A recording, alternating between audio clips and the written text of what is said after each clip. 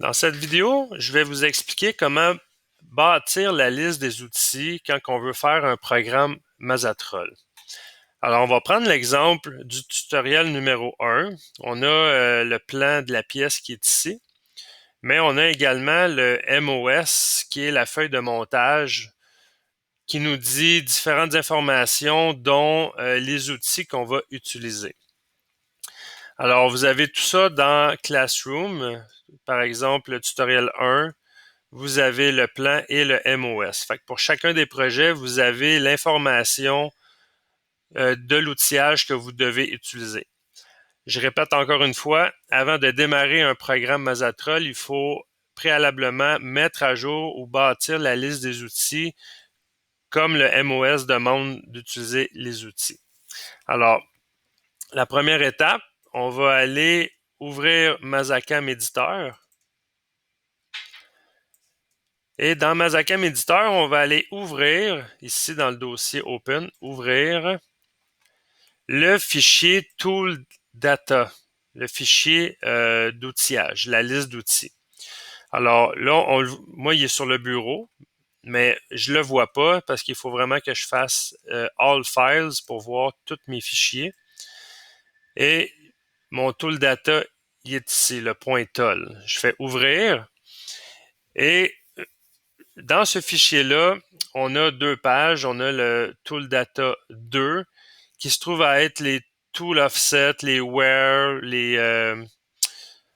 En fait, cette liste-là, on s'en préoccupera pas parce que c'est vraiment au niveau de la machine qu'on va déterminer les chiffres qui vont là-dedans.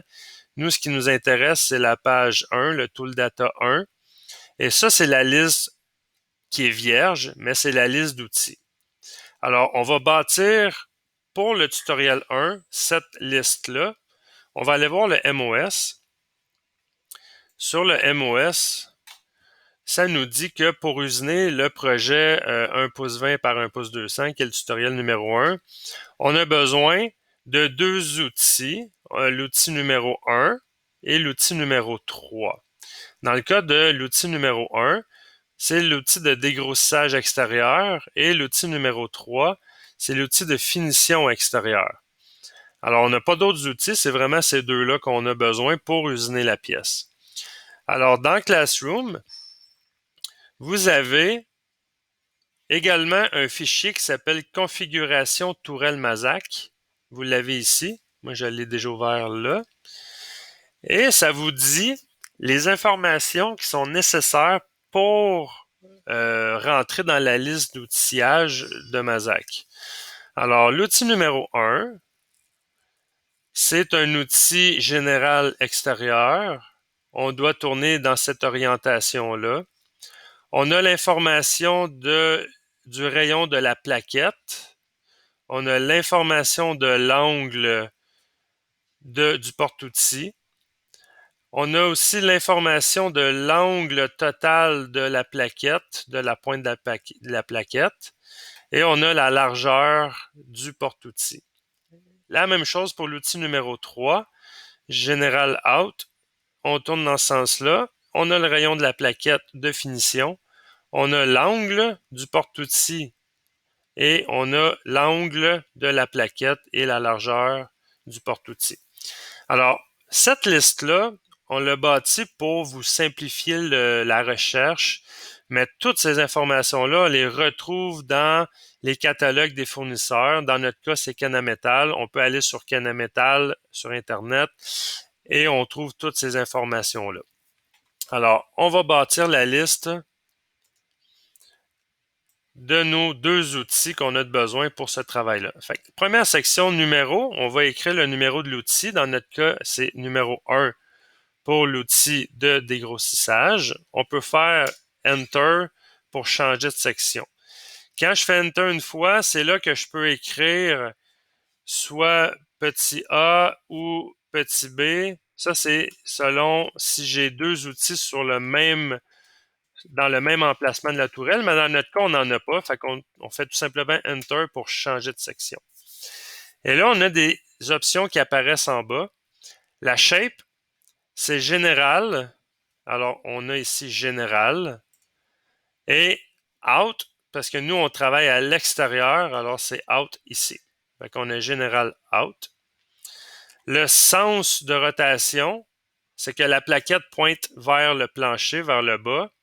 Alors, on doit tourner dans le sens du right ici. Ça, c'est le right, c'est un outil à droite, mais la rotation doit s'effectuer dans ce sens-là pour la pièce.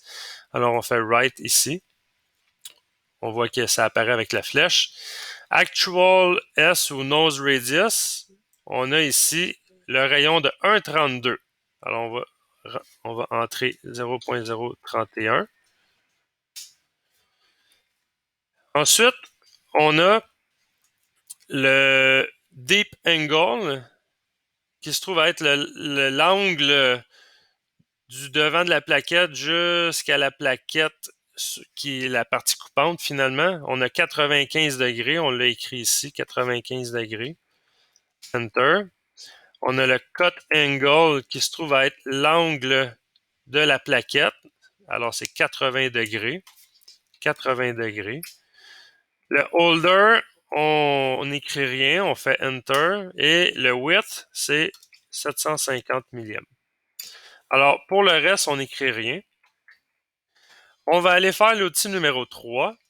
L'outil numéro 3, on va essayer de l'écrire là, au bon endroit. Là.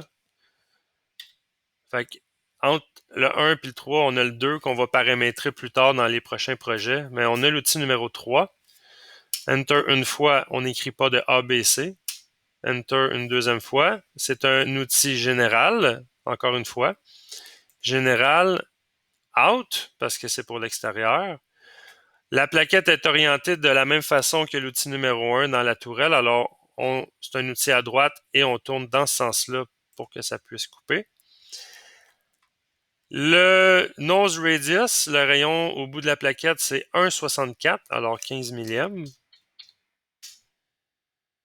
Le deep angle, dans notre cas à nous, pour l'outil numéro 3, ça va être 93 degrés. Le cut angle, c'est l'angle de la plaquette, alors 35 degrés.